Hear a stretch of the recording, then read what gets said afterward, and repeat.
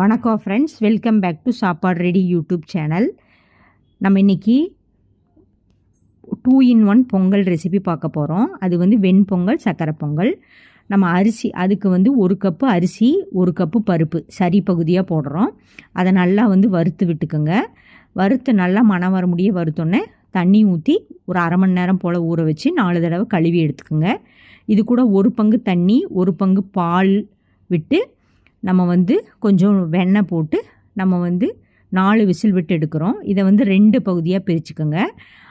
ஒன்றுக்கு வந்து சக்கரை பொங்கல், 1 வெண்பொங்கல் பண்ண போகிறோம். ஒரு கடாயில் வந்து நெய் விட்டுட்டு திராட்சை முந்திரி போட்டு நல்லா வறுத்து எடுத்துக்கோங்க. நம்ம பாதியாக பிரித்து வச்ச ஒரு பகுதியில் வந்து வெல்லம் சேர்த்திக்கோங்க. வெல்லத்துக்கு கொஞ்சம் லைட்டாக சால்ட்டு போட்டுக்கோங்க.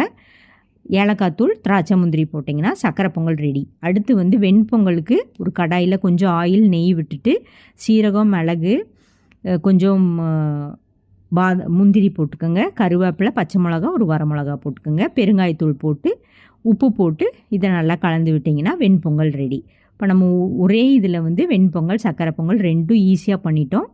தேங்க்ஸ் ஃபார் வாட்சிங். தேங்க்யூ.